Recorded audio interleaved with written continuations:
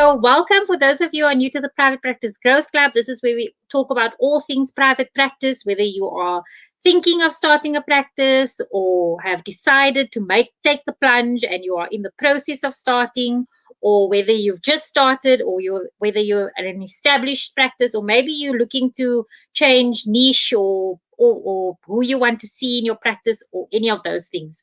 We talk about all of those things. And today we are specifically focusing on people who want to start practices to do with return to work, musculoskeletal rehabilitation. And I know there's quite a few people who are interested in that niche.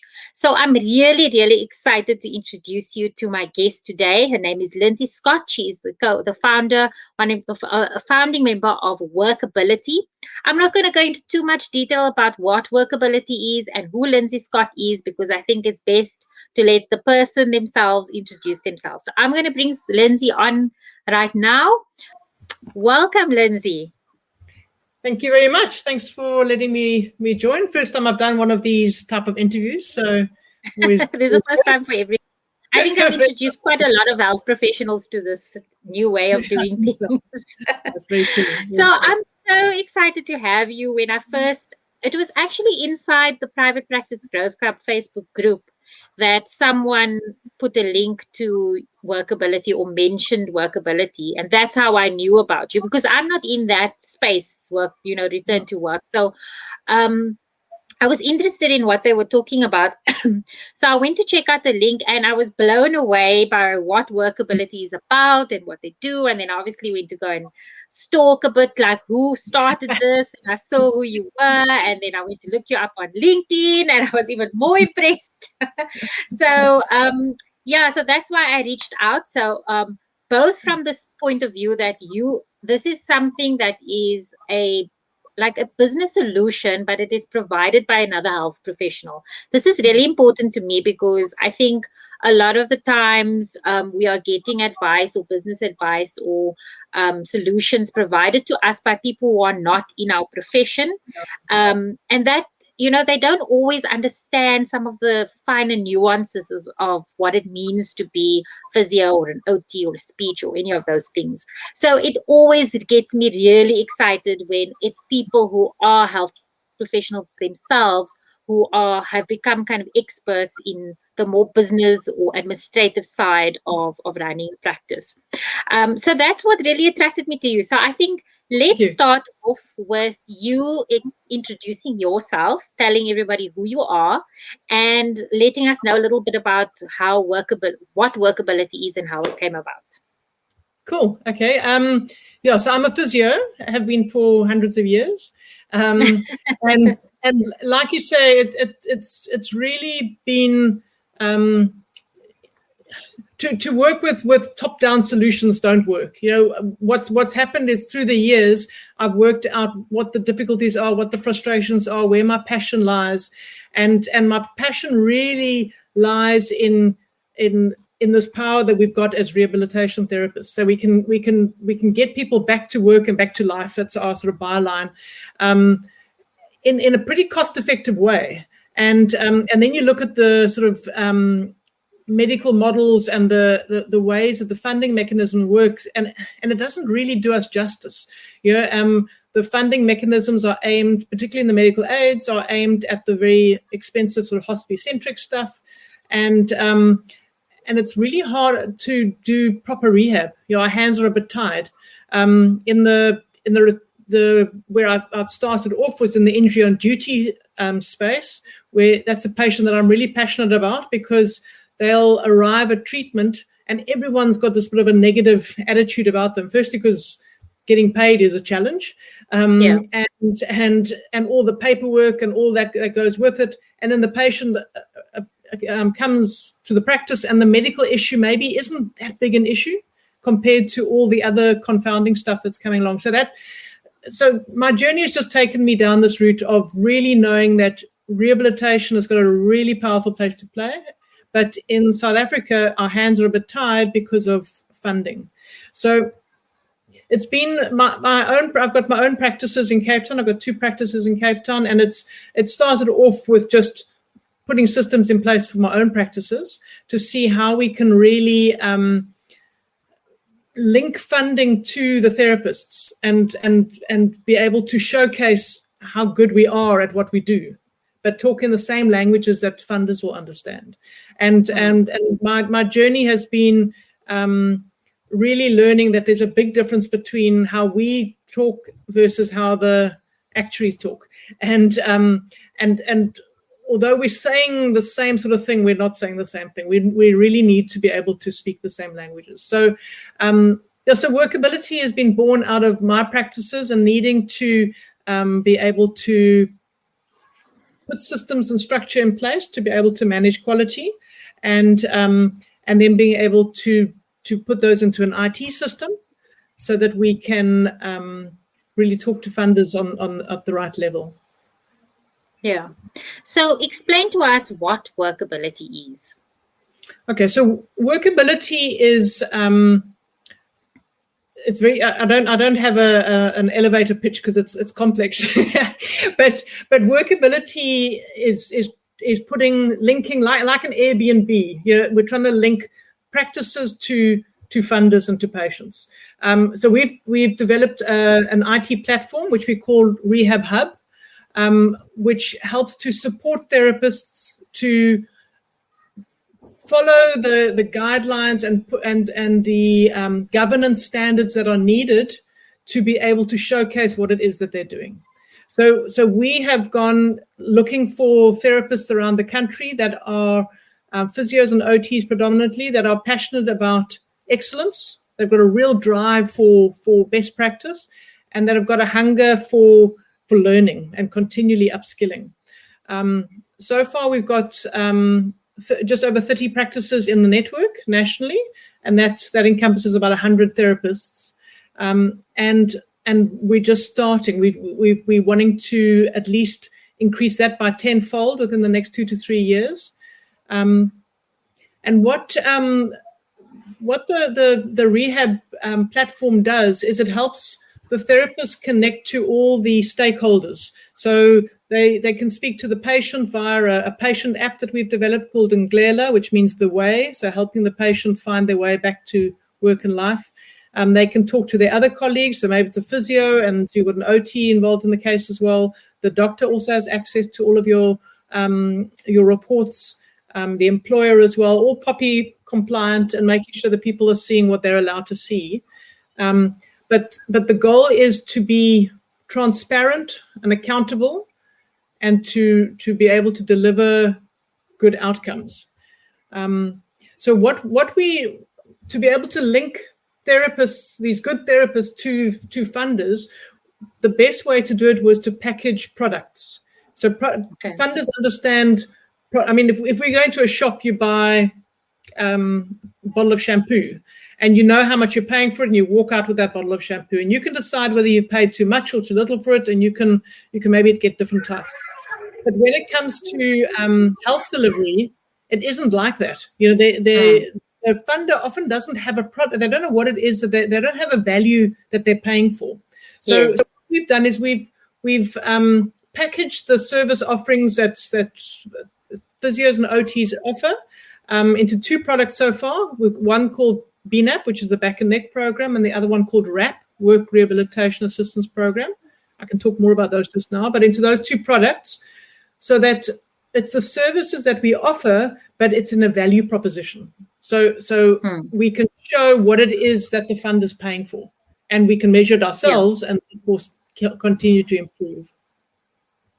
I'm glad you are mentioning this whole thing about value proposition, and because I've spoken before to Dion Burrs, who is a big advocate for value-based pricing, because we are all still, we are still all using a fee-for-service model where we charge hourly rates and so on. But interesting that I'm speaking to now, because just today I received an email from Utaza. So I'm an Utaza member, and if you are a health professional, I know it's an extra expense, but I highly advise as health professionals that you join your association, because it might seem like they're not doing stuff, but they're doing so much in the background. I can speak specifically for OTASA, the OT Association. And just today, I received an email where they were giving us an update on how OTASA is proactively making sure that occupational therapy is prepared and ready for NHI, which is inevitable. Whether you like it or not, it's coming. And one of the things they spoke about is that the whole purpose of universal healthcare, which is actually a World Health Organization driven agenda, which South Africa has adopted, and NHI is actually the financial model that they're using to finance universal healthcare. So just to make that clear.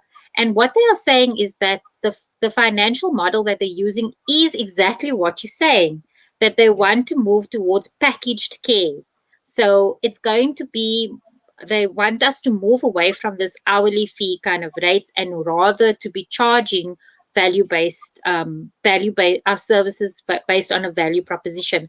And this is something that is completely foreign to us health professionals, because this is very like business talk, and it's not what we are taught at university. So I think that what you are offering, you are already kind of then, in a sense, positioning workability practices to be ready for NHI. And I want to rather get into that later, but I just wanted to put that out there, that what you are saying is really aligned with the future of healthcare, which is really exciting. So before we get into that, though, I want to touch on the point of something that really also which excited me about workability, is that I've heard some negative things about being about network hospitals and being part of networks and things like that. But that's not what workability is, because I see on your site, you say very clearly that you will maintain yourself as an independent practice and you will not be controlled. So can you speak a little bit more to that? What does that mean? What does it mean to be a therapist signed up with workability? Yeah. So therapists are dynamic people that like to make their own decisions, and we're not very good at being told what to do. So if we want to get the best out of therapists, that's what we need to be doing. So the practices that we want to work with are running good businesses and they've got good contacts, but we're wanting to increase their the number of feet through their door, the size of their practice, and just add in some other elements to it as well. So the practice remains your practice. You've got your own branding, you've got your normal patients that you see, nothing changes of that. But for the workability patients, so if it's BNAP that you've signed up for, so the back and neck program, so when you're seeing the workability BNAP patients, then you need to do it within the workability. You need to enter your information onto the rehab hub. You need to follow protocols that are just making sure that we're getting all the right information out there. And so that part of the practice is sort of stamped workability, but it's still what you do. We don't tell you how to treat your patient. That is a given, that you know how to treat your patient. But we've got the guidelines and the outlines to make sure that we're all following the right sort of purposes. And looking at that sort of value base is looking for outliers. Are your outcomes within the national norms, or are they outliers? And if they're outliers, let's go and have a look why. Maybe they are because you've got a different patient population, which is cool. So then we need to just understand that. So we're not there to control the practice, but we're definitely there to support and guide and make sure that in our busy lives, we're so busy climbing this ladder that when we rub our eyes and NHI is here, you've climbed the wrong building and you can't get there. So that is our goal, and the branding of workability and the linking with social media, and that is completely optional, but it certainly helps to have that extra. We found have that branding on the websites and on Facebook and things, on your own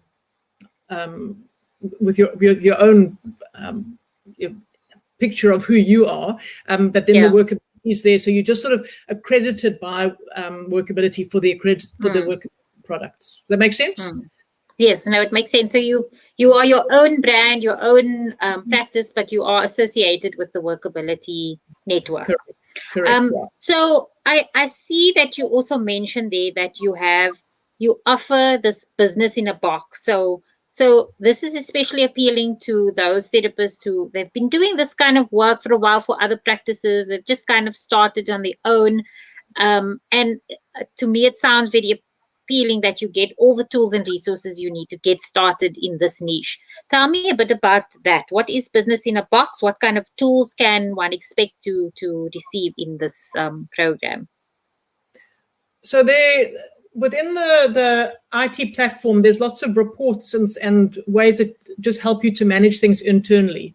So there's the processes that you do and things that you can see, but then there's also instructional videos and e-learning modules that we send out as well. So if we just think about a business, in my mind, there are three main drivers. So there's number of referrals, so people coming through the door.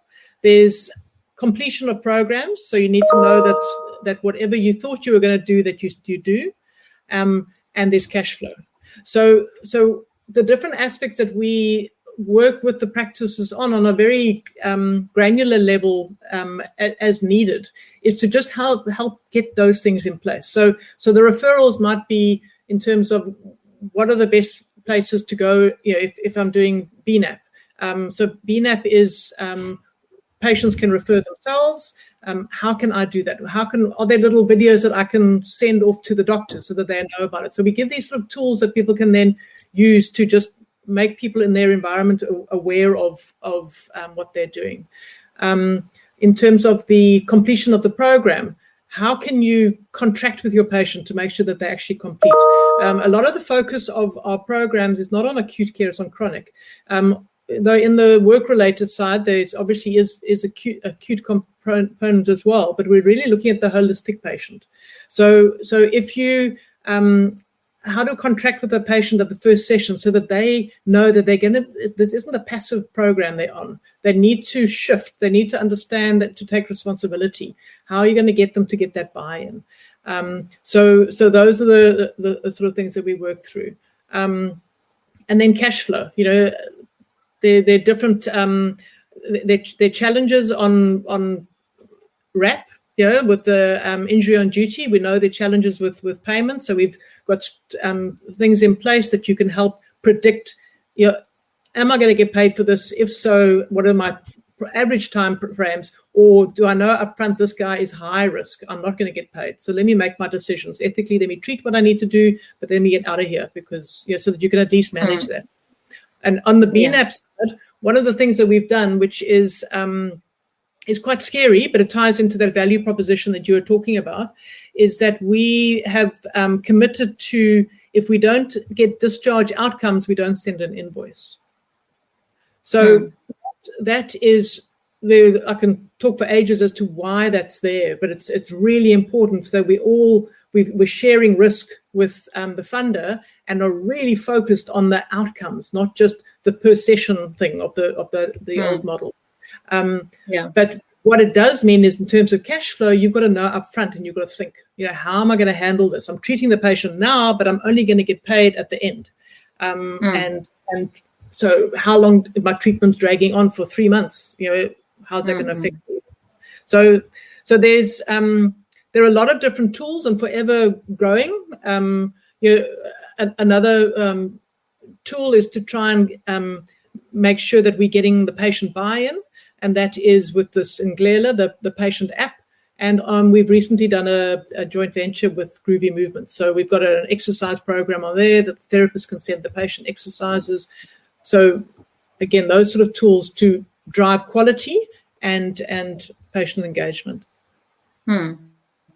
So I wanted to then touch on one of the tools that would also be considered a tool that is also something you mentioned that people have access to as part of your network is your unique practice management system. So can you tell me how is your practice management systems different from the other systems that's out there on the market? Yeah, so it's really a practice management system for the workability products.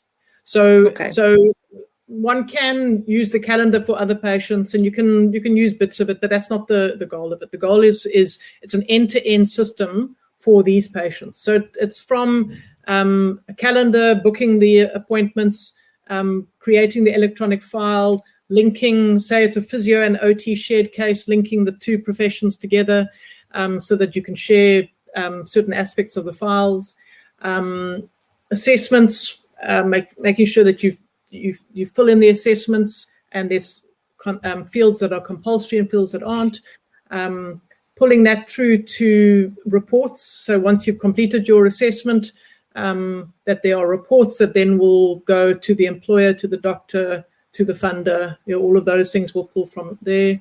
Doing your case notes. So going from doing your session, it opens up that you've got to do your case notes before you can do your billing, just to make sure your HPCSA stuff is in place. Just in terms of medical legal, and there's a lot of talk, and I was recently on the GEMS fraud and wastage symposium.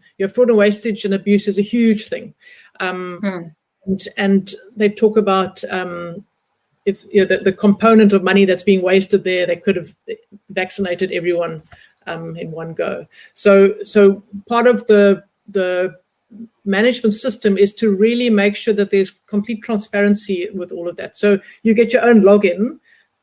POPI-wise, you sign to say you're not going to share that with anybody. That's your login. So when you log in, it's stamped you, and it's time and date stamped for what you're doing. And you can't go back and change things later and scratch them out and put Tipex on them.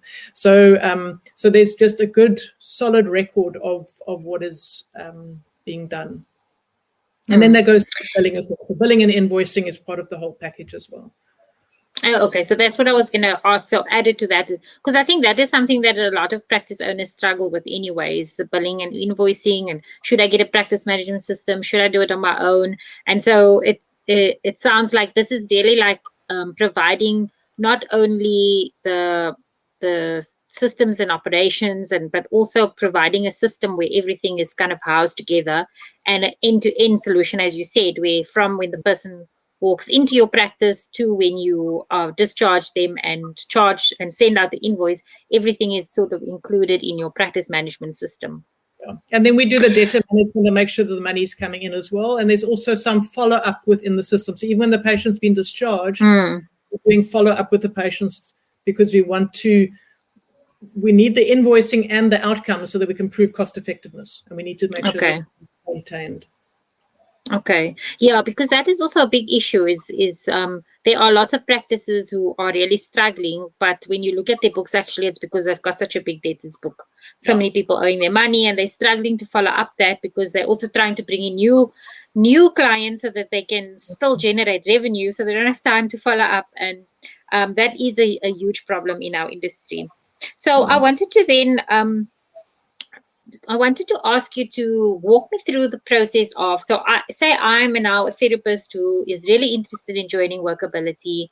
What do I do? How does it work? What's the onboarding process like? All of those things. Yeah. So you basically just reach out and contact us. You can send an email to apply@workability.co.za, or you can just go onto the website and contact us that way. We'll then just give you a phone call, find out what it is that you that interests you, give you some answers, and then we'll invite you to what we call our Looking In webinar. So every Tuesday night from 6 till 7, I've got a Looking In webinar, which basically gives you a little bit of we talk a little bit more, sort of like what we're talking about now, but a little bit more in detail of what it would mean to be a member, and what is expected of you, and all of that. So we would go through that and answer lots of questions. And then there's usually before the webinar or afterwards, there's an NDA to sign. And once you've signed that, we send through a proposal. And there we've got a lot of info in detail of what it is, whether it's BNAP or RAP. So you could do one or both. And there are often some questions from there that you may want to either talk to us via email or WhatsApp or a phone call. So we've got ladies that will be ready to answer those calls. And if everything looks good and you're keen, then you apply. And the application, there's a cost of 500 Rand plus VAT to apply, and then we send you an application pack. So we're in the process of busy moving the whole onboarding onto Rehab Hub, onto the system, but that's sort of about to be unveiled quite soon. But at this stage, you would then get your pack, and it would include you having to give us some information about who you are. You do little videos of your practice so that we can see what it is, interview some of your staff, and we, from our side, we'll then do some credit checks, get some information as to where you're at, and see whether there's a match, whether we're gonna work well together. We are conscious of the fact that when you join Workability, there is an expectation of accountability. So no therapists like admin really. Well, OTs, you guys quite like admin. No, we don't like admin. Nobody likes admin. more so physios. But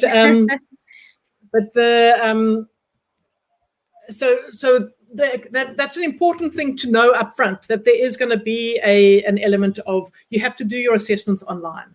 You've got to, there's certain time frames that you've got to complete your things within. So those things we need to know up front. And if that's going to be a big issue, let's talk about it up front and make sure that you know what you're in for, that you don't get into it and you go, yeah, shit, I didn't know this was going to happen.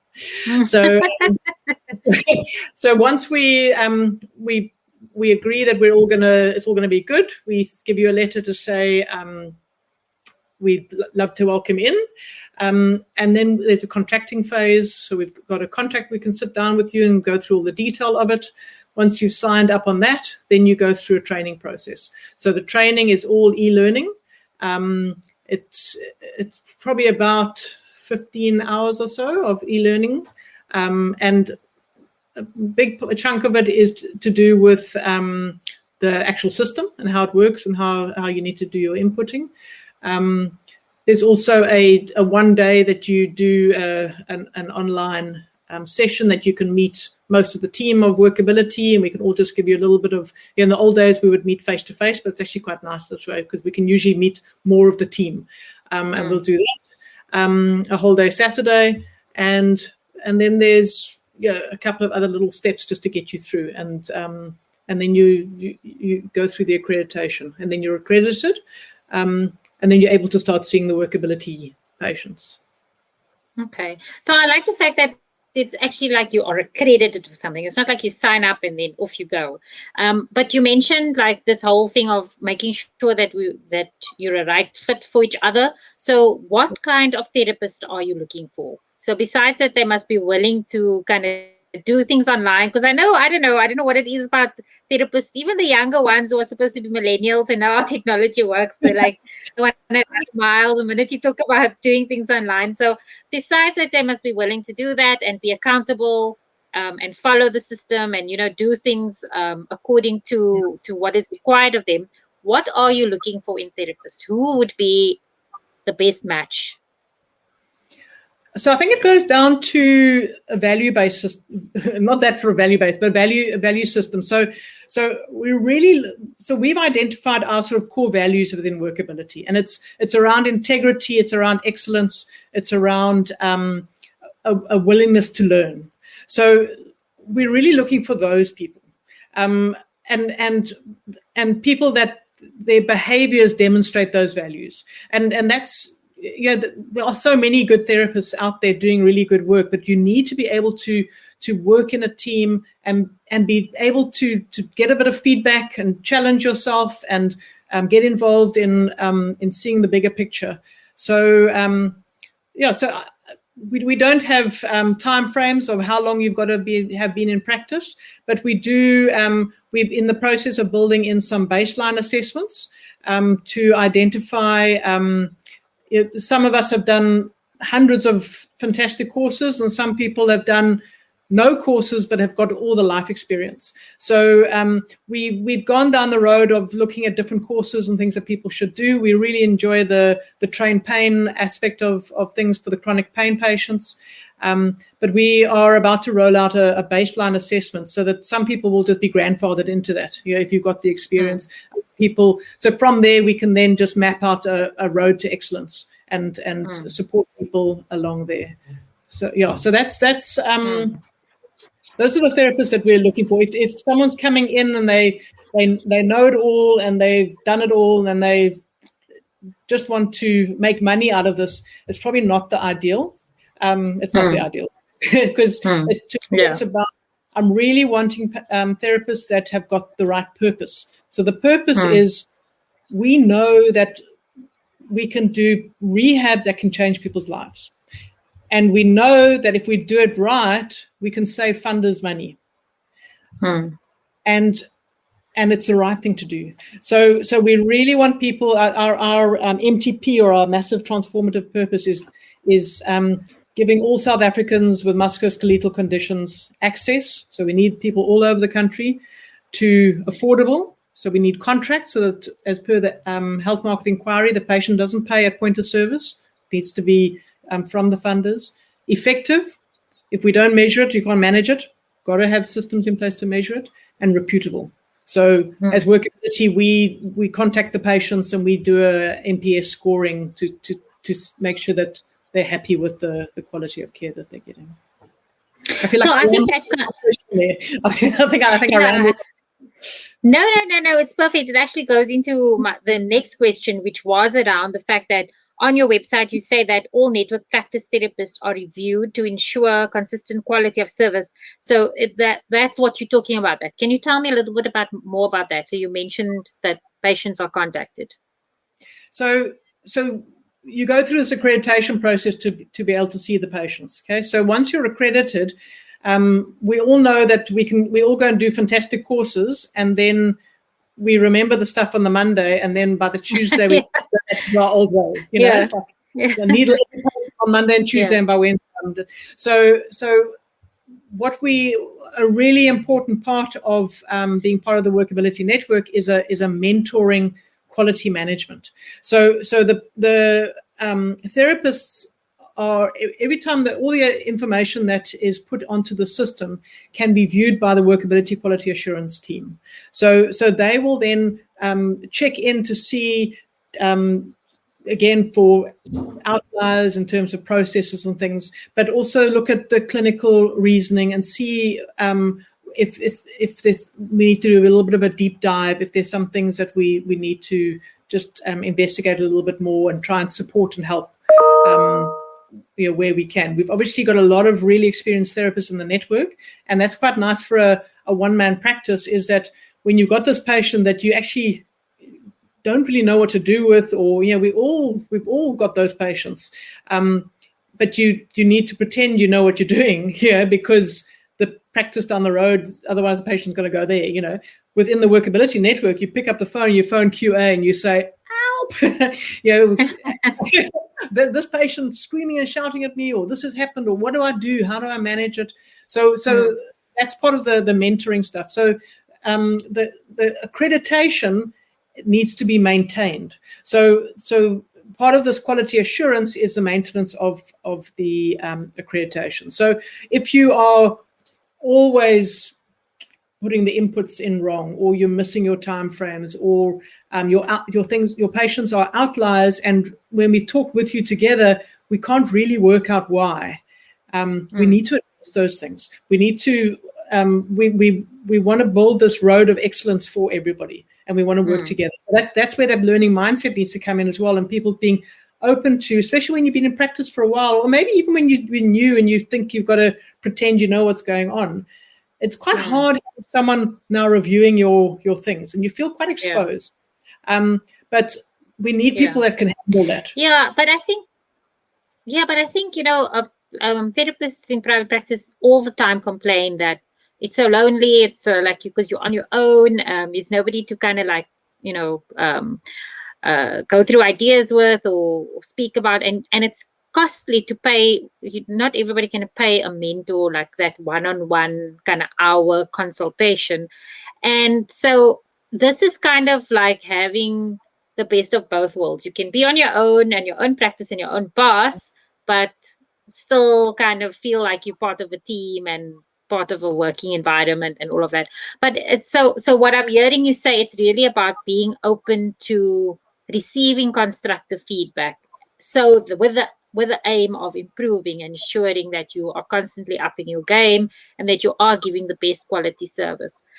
So which I think can only be a good thing for both the profession and for your business, because then you almost within your personal capacity as your own brand, you then grow your reputation as then having that equal standard of quality of care.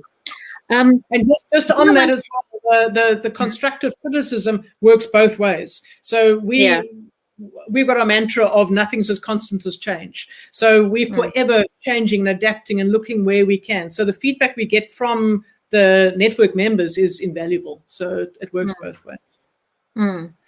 And so then I wanted to ask, so now I've applied, I've gone through all the things, all the motions, I've been accredited, I'm ready to go. What happens next? How does the whole referral process work? How does belonging to a network actually help to, bring in consistent revenue?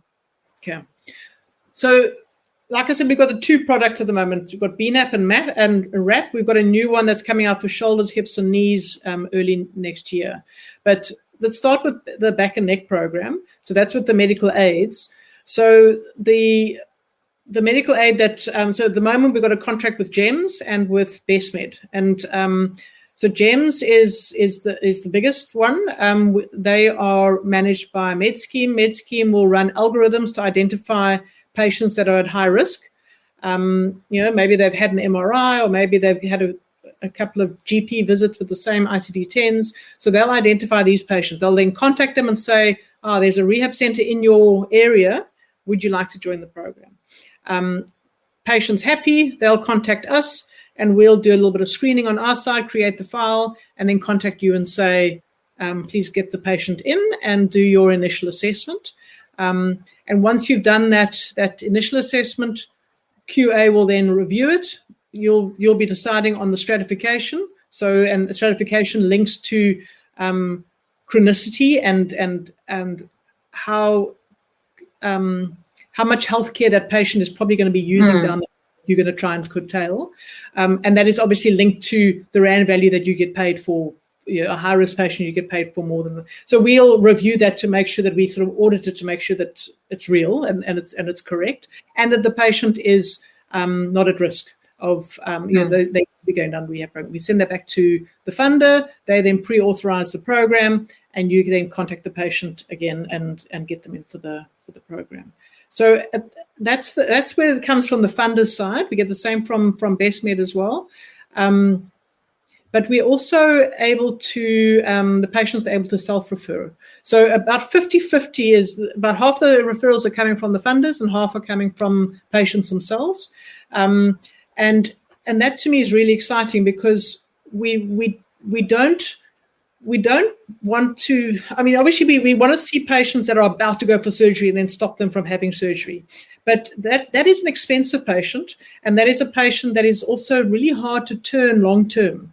We want to be in a little bit more of a preventative mindset and really getting patients that, so if the patient refers themselves and they've got some insight into maybe this is what I need to be trying, that we're getting some fantastic results from that as well. So that's on the BNAP side. That's how the referrals work in terms of that. So the patient would refer themselves, they go onto maybe your website if you've got the Workability link on there, or onto the Workability website, or they can contact the funders directly, and they go through the same sort of pre-authorization process and then enter the program.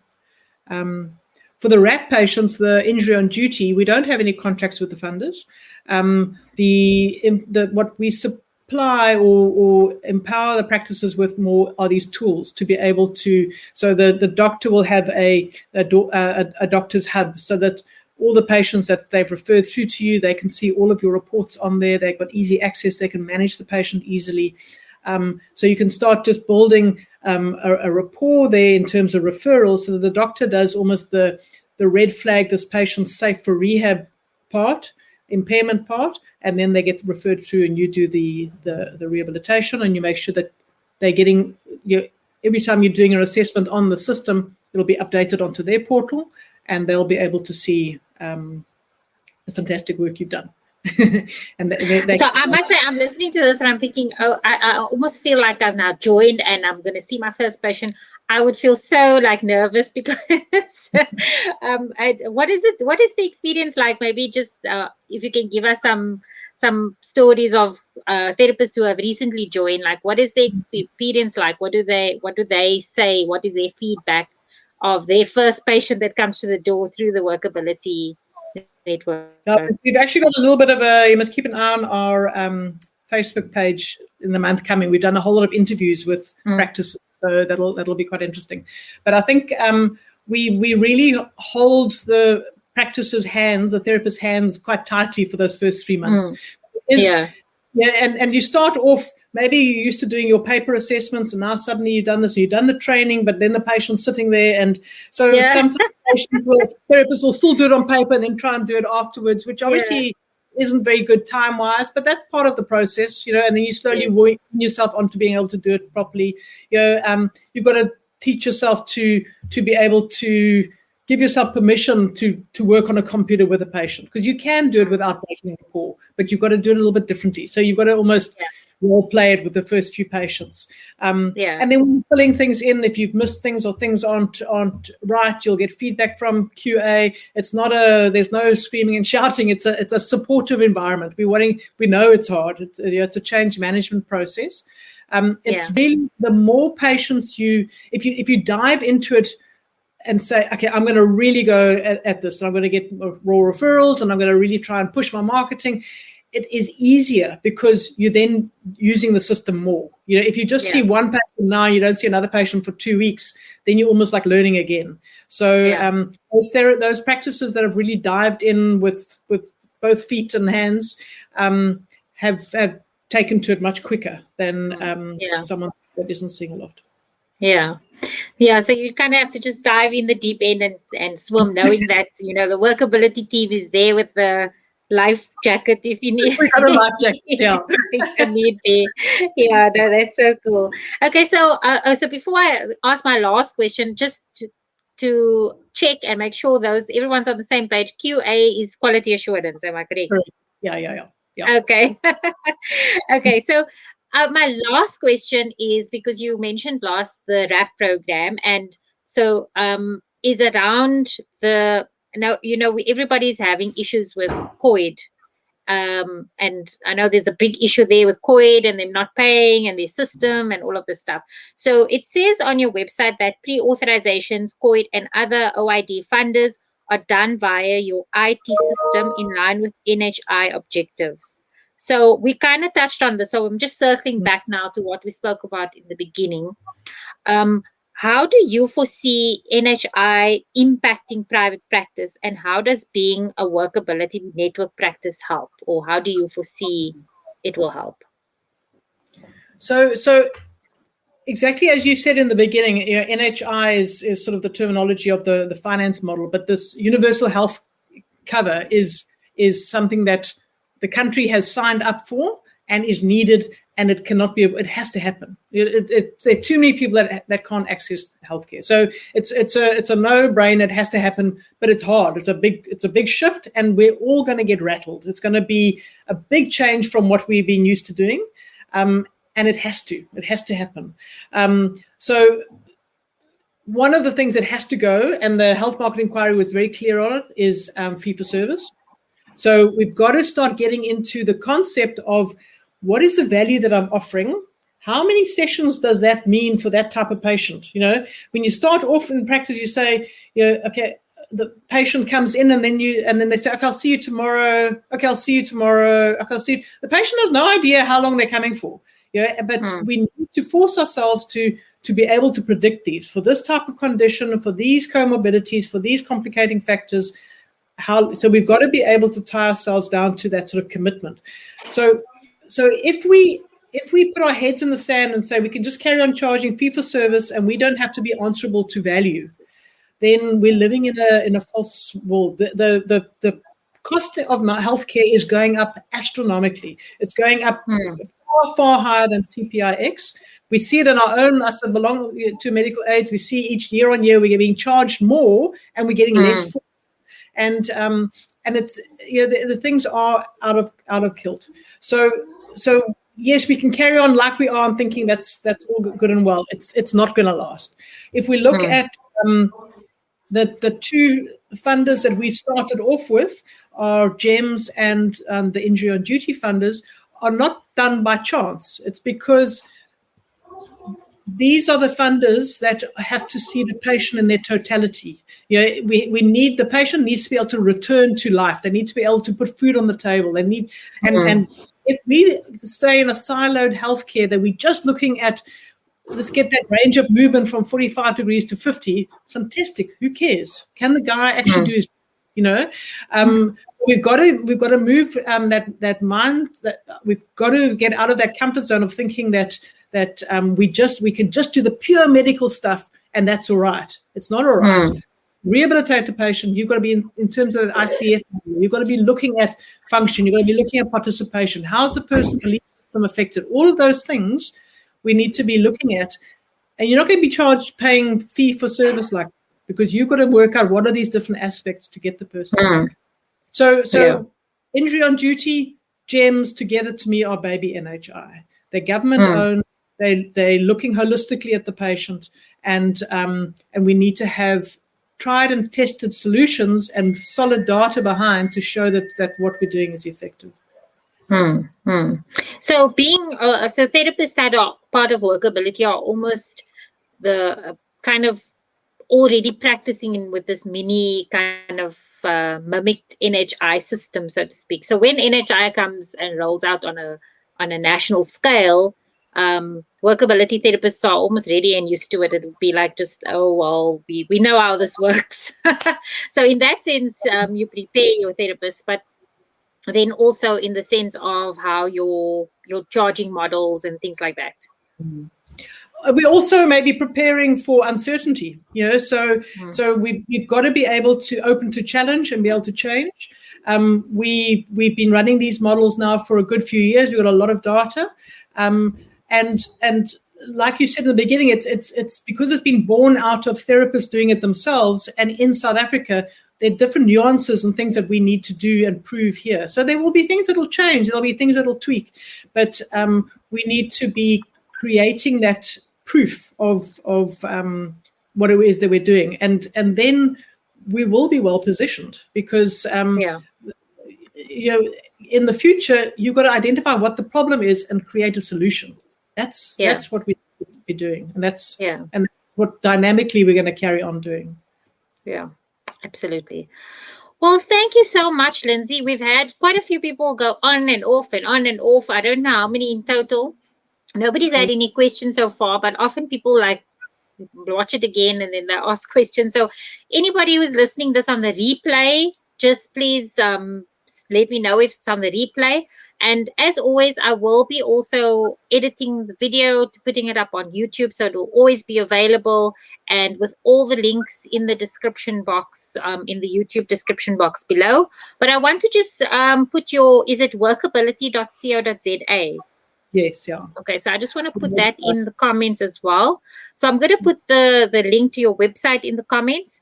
And is that the best way people can find out more to see if they'd like to join or to inquire, is to go, okay, it doesn't want to post on there, so I'm just going to type it onto my phone.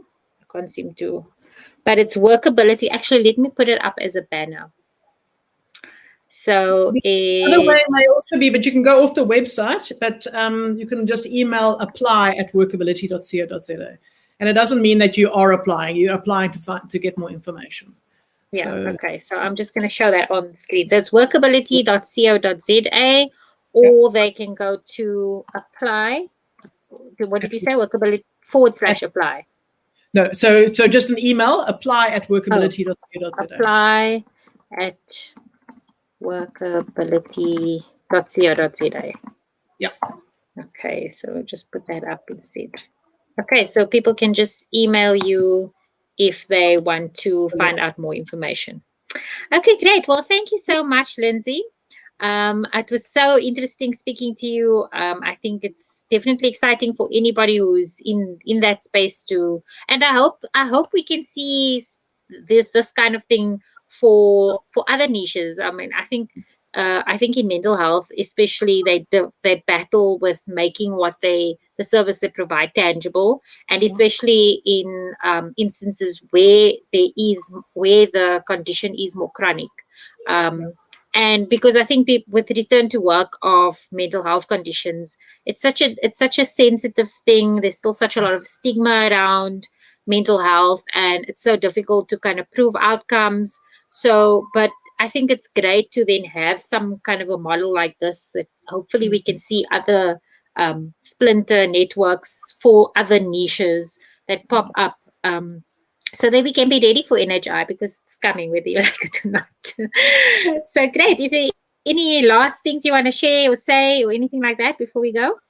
Just on what you said now is that the model of managing disability. Disability can be, I can't do my job today, or it could be long-term disability, is the same across all diagnoses. So that's why we are in the musculoskeletal space, and that's the patient that we focus on. But as you said, that model of solution, whether it's psych or neuro or respiratory, people are people. We need to be able to move and function and participate, and rehab needs to get us there.